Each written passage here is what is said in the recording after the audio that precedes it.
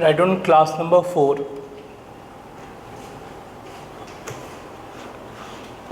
Class number 4 लिखा आपने. Write on topic mathematical expectation. Mathematical expectation.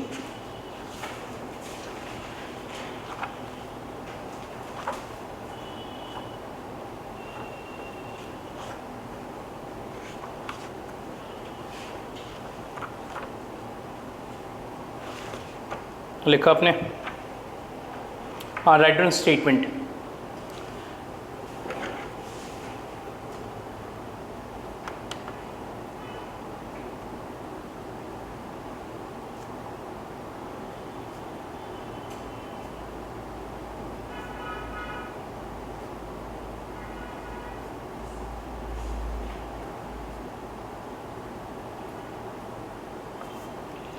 Mathematical expectation. Write on statement.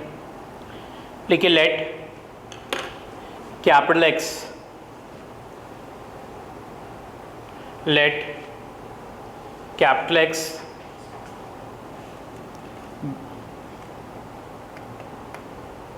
let capital X be a discrete random variable. Let capital X be a discrete random variable. लिखिए which takes distinct values. लिखिए which takes distinct values.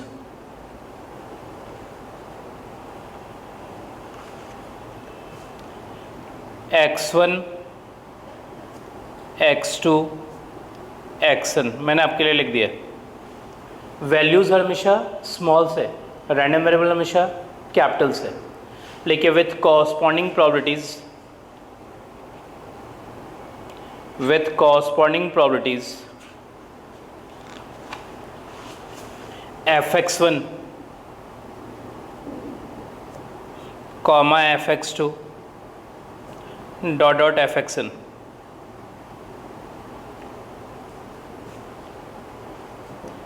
fx1 comma fx2 dot dot क्या लिखा आपने fxn. लिखिए then the mathematical expectation,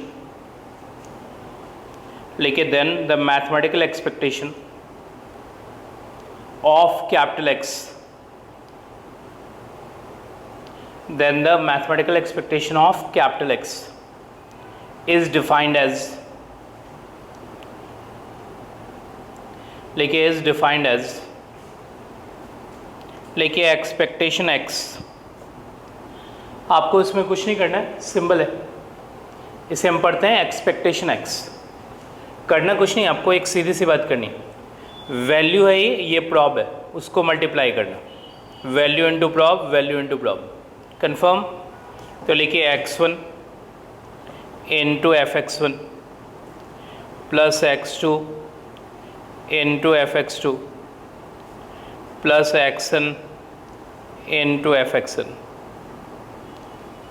value into prob, value into prob, value into prob. ये काम करना आपको. कन्फर्म. इसे कॉम्पैक्ट करो. लिखो summation x into F X. Compact करने पे ये हो जाएगा summation x into F X. या कुछ लोग इसे ऐसे भी लिखते हैं और summation i is equal to 1 to n x i into F x i, x i into F x आई.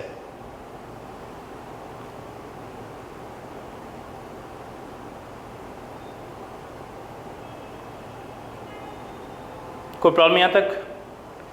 एक रिमार्क डालो. लिखो रिमार्क नंबर 1.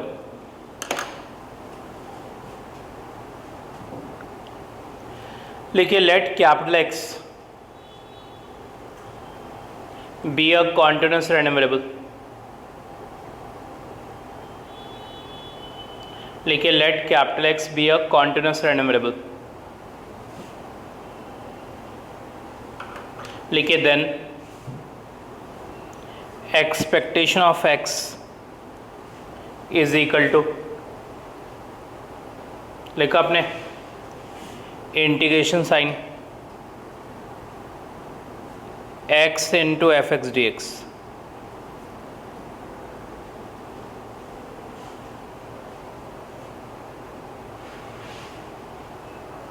डिस्क्रीट में समेशन साइन, कॉर्डिनेट्स में हमेशा इंटीग्रेशन साइन, यानी कि सिर्फ समेशन हट गया, उसकी जगह इंटीग्रेशन आ गया, बाकी किसी भी तरह का कोई डिफरेंस नहीं। ठीक है, समेशन हटेगा, उसकी जगह क्या आ जाएगा, इंटीग्रेशन आ जाएगा। तो जब भी रैंडम वेरिएबल कोऑर्डिनेट्स हो तो समेशन साइन हटा के उसकी जगह इंटीग्रेशन साइन लगा देना। बात समझ में आ गई, क्लियर, कहीं कोई कन्फ्यूज़न? लेकिन रिमार्क नंबर 2, लेकिन expectation of x is the mean of probability distribution. Expectation of x is the mean of probability distribution.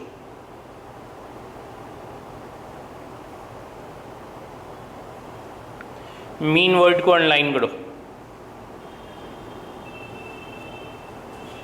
Online किया आपने, फॉर्मूला लिखो। पहले बताओ मीन का मोस्ट कॉमन फॉर्मूला क्या है? X bar is equal to क्या, समेशन एफ आई, आगे बताओ एक्स आई डिवाइड बाई क्या, कैपिटल एन। यही है फॉर्मूला मीन का, where summation F I is equal to capital N. यही है मीन का फॉर्मूला, कोई दिक्कत तो नहीं आपको? जो मोस्ट कॉमन फॉर्मूला वो यही है, summation F i x I divide by क्या, capital N, where capital N क्या है, सम टोटल ऑफ फ्रीक्वेंसीज। ठीक है, कोई प्रॉब्लम? लिखिए this is equal to f1 x1 plus f2 x2 plus fn xn divide by capital N. होगा? कोई problem यहाँ तक? लिखो this is equal to f1 upon n into x1, next f2 upon n into x2, fn upon n into xn।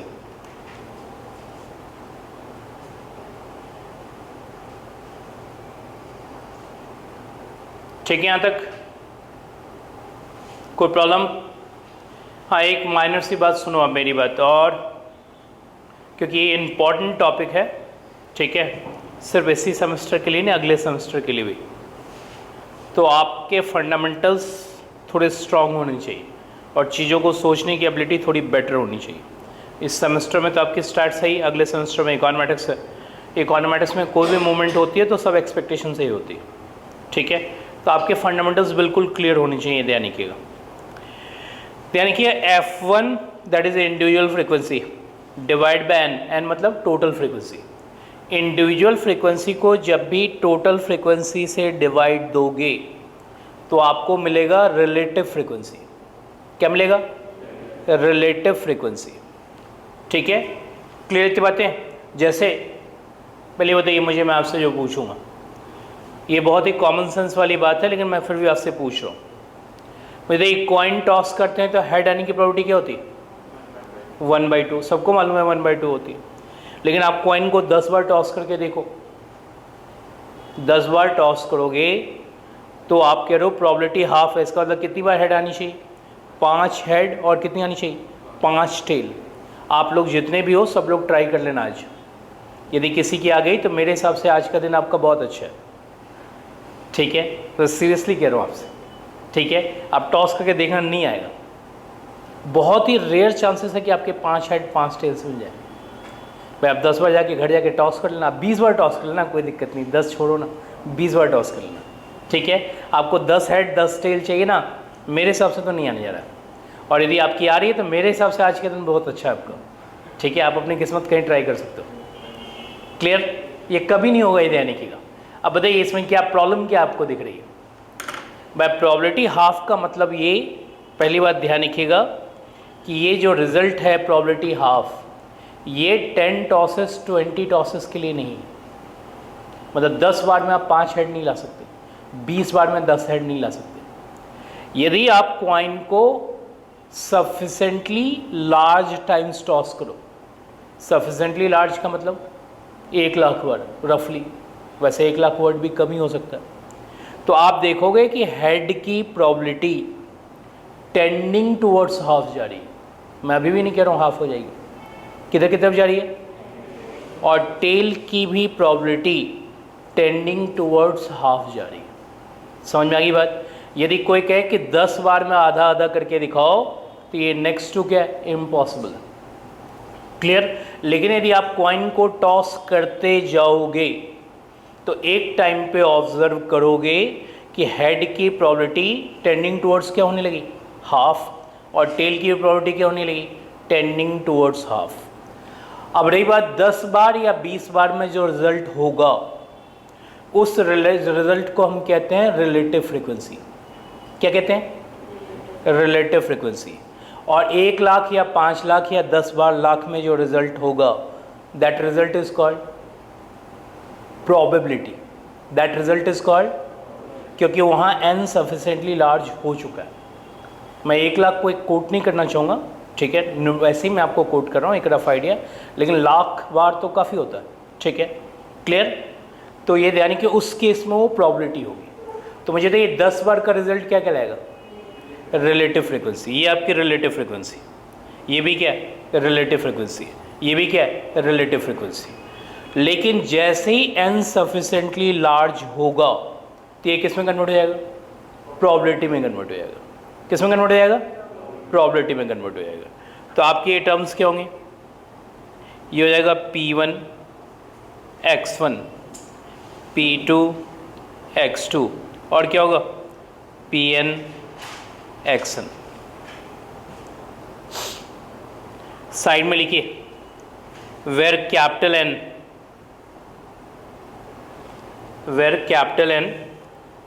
is sufficiently large,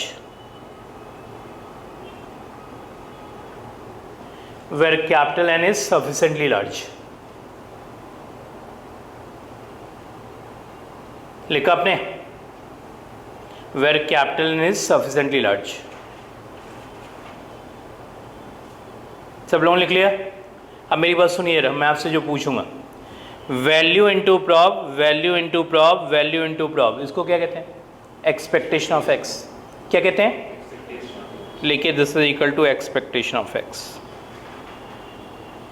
value और prob जब भी multiply करेंगे, value और प्रॉब जब भी मल्टीप्लाई करेंगे तो आपको एक्सपेक्टेशन ऑफ एक्स मिल जाएगा। कोई दिक्कत?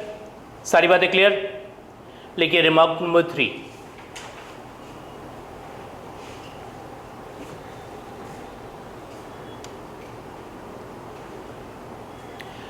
लिखिए expectation of x is also identified with, लिखिए is also identified with, expectation of x is also identified with population mean, also identified with population mean। Bracket में लिखिएगा म्यू, म्यू लिखने आता है, क्या लिखा आपने, also identified with population mean mu, mu लिख ली, लिखिए that is ex is equal to mu, लिखिए that is ex is equal to mu. सब लोगों ने लिख लिया? मेरी बात सुनिए जरा,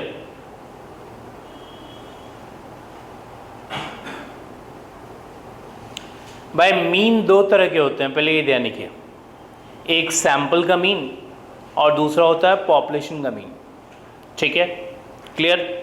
एक होता है सैंपल का mean denoted by x bar, denoted by, और एक होता है पॉपुलेशन का मीन डिनोटेड बाय म्यू। तो पॉपुलेशन का मीन मतलब बहुत सीधी सी बात, ठीक है, जैसे मैं इंडिया का पर कैपिटा इनकम के बारे में पूछूँ आपसे, तो इंडिया क्या है, जो हम लोग जिस कंट्री में रहते हैं दैट इज़ इंडिया, ठीक है। तो इसका जो पर कैपिटा इनकम होगा ये क्या होगा, सैंपल मीन पॉपुलेशन मीन। ये क्या है, इंडिया का पूरा पॉपुलेशन का mean, that's why it is population mean. अब रही बात सैंपल मीन क्या है, जैसे दिल्ली का मीन, ठीक है, क्लियर, यूपी का मीन, एमपी का मीन, ये सब क्या है, सैंपल मीन। जो ही नहीं सैंपल इतना बड़ा हो, सैंपल छोटा भी हो सकता है, लेकिन इंडिया का मीन जो होगा that mean is called population mean, और जो स्टेट्स इन सब का मीन होगा that is called sample mean, ठीक है। अब पॉपुलेशन का मतलब ऐसा भी नहीं होता है कि इंडिया ऐसा पॉपुलेशन, पॉपुलेशन का एक सिंपल मीनिंग भी होता है कि आप जिसको स्टडी कर रहे हो ना वही आपकी पॉपुलेशन। मैं कहता हूँ बहुत छोटी सी बात है स्टूडेंट से कि आप ब्लिस पॉइंट को स्टडी करो, तो ब्लिस पॉइंट आपकी क्या है, पॉपुलेशन। अब ब्लिस पॉइंट के अंदर जो ये स्टैट्स की क्लास चल रही है वो क्या है, सैंपल। तो एक ब्लिस पॉइंट का मीन होगा that mean is called population mean, और एक ब्लिस पॉइंट के अंदर जो स्टैट्स की क्लास चल रही है उसका mean that mean is called sample mean. वो देखिए कौन सा मीन फिक्स्ड होगा, कौन सा वेरिएबल होगा, पॉपुलेशन मीन फिक्स्ड होगा। Population mean by bliss point का एक ही मीन हो सकता है, इंडिया का पर कैपिटा इनकम तो एक ही हो सकता है, हाँ ही नहीं, वो वेरिएबल नहीं हो सकता, ये ध्यान रखिएगा, क्लियर थी बातें। लेकिन सैंपल का मीन अलग अलग होगा, क्यों, स्टैट्स की क्लास का मीन अलग होगा, माइक्रो के क्लास का मीन अलग होगा, मैक्रो की क्लास का मीन अलग होगा, मतलब जैसा सैंपल वैसा mean, clear. So sample mean is variable, population mean is fixed. समझ में आ गई बात। एक बात और समझिए, सैंपल मीन कभी भी पॉपुलेशन मीन नहीं हो सकता। Sample mean in general population mean नहीं हो सकता, ठीक है, ये बात हमेशा ध्यान रखिए। लेकिन आप तो कहेंगे यही बात तो आपने यहां लिख रखी है कि sample mean is equal to population mean, लेकिन सैंपल मीन एक केस में पॉपुलेशन मीन हो सकता है, कब, जब सैंपल क्या हो, सफिशिएंटली लार्ज, सैंपल क्या हो तो पॉपुलेशन मीन से मैच कर जाएगा, नहीं तो सैंपल मीन कभी भी पॉपुलेशन मीन होने के चांसेस बहुत ही रेयर है। तो x बार EX नहीं होता, x बार एक ही केस में EX हो सकता है जब n क्या हो, सफिशिएंटली लार्ज। सबको बात समझ आ गई, क्लियर। सो EX क्या होता है, sample mean population mean, population mean क्या होता है, पॉपुलेशन मीन, और ये फिक्स्ड है वेरिएबल है, फिक्स्ड है, ये बात सबको क्लियर। लेकिन remark number 4,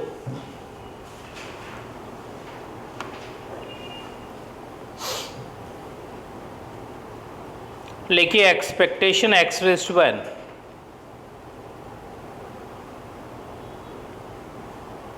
is equal to summation x raise to n into fx।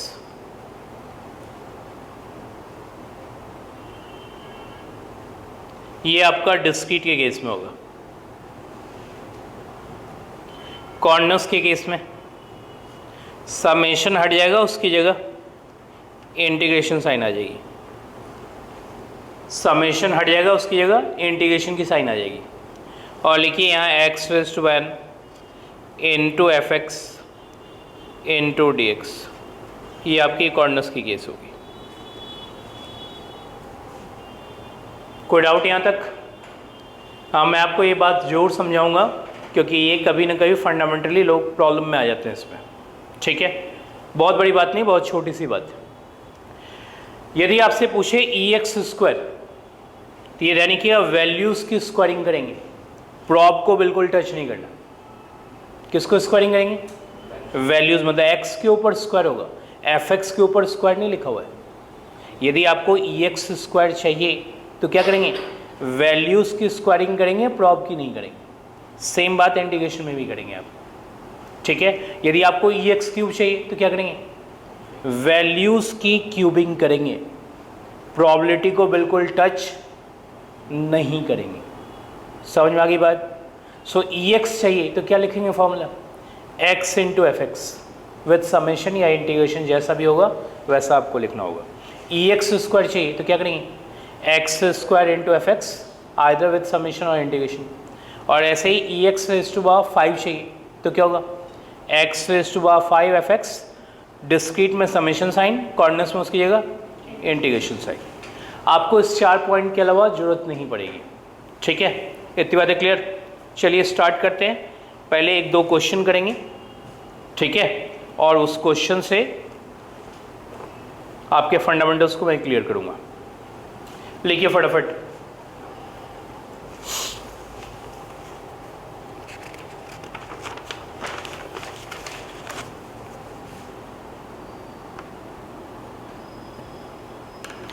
लिखिए let capital x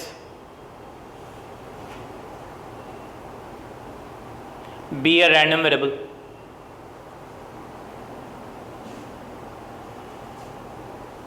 having probability function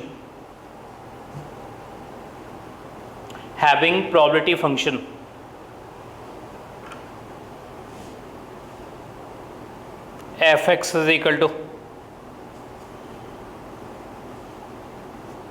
1 by x plus 1, लिखिए fx is equal to 1, 2, 3 and so on,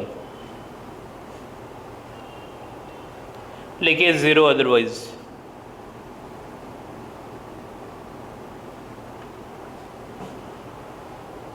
ठीक है, सब लोगों ने लिख लिया। लिखिए फाइंड एक्सपेक्टेशन ऑफ एक्स।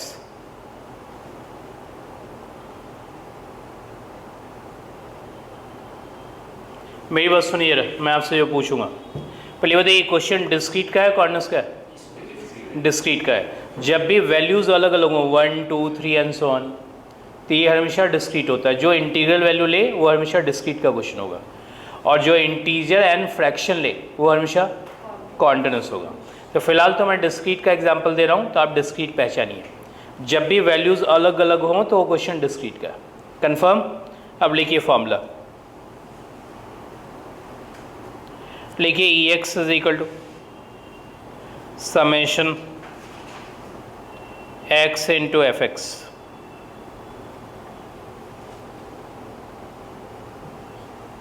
लिखिए this is equal to summation x is equal to 1 to infinity x into F x की जगह लिखिए एक्स इंटू एक्स प्लस 1।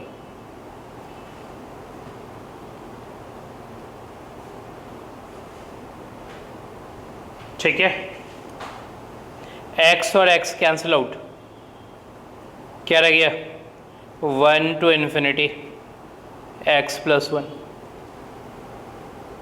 यहाँ तक कोई प्रॉब्लम?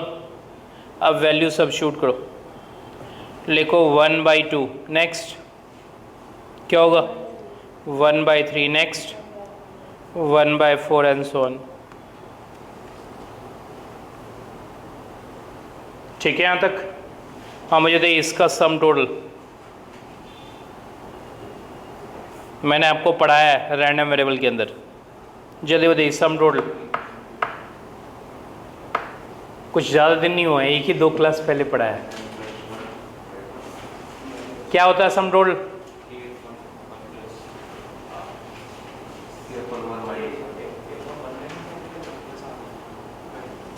मैंने आपको पढ़ाया था पी सीरीज़ या हार्मोनिक सीरीज़, और डिटेल में आपको पढ़ाया था, थोड़ा बहुत नहीं डिटेल में, और थोड़े दिन बाद गायब है। कोई ज़्यादा नहीं, 2 ही क्लास बीती, और 2 क्लास के अंदर साफ, तो 10-20 क्लास के बाद तो नीट एंड क्लीन। क्लियर? चलिए सम टोटल क्या होती है इसकी? इन्फिनिटी। पक्का ना? ठीक है, तो मुझे ये सम टोटल इन्फिनिटी है, तो आपको भी मालूम है ई एक्स होता है मीन। ई एक्स क्या होता है? मीन। आपने कभी सुना है मीन इनफाइनाइट हो? जल्दी बताइए हाँ या नहीं। मीन किसी भी चीज़ का सुना है कि इनफाइनाइट?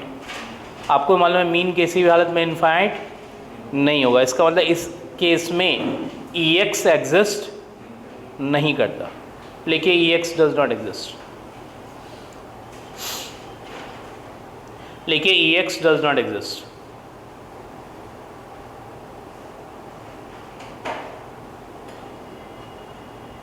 पक्का? कुछ बात समझ में आई?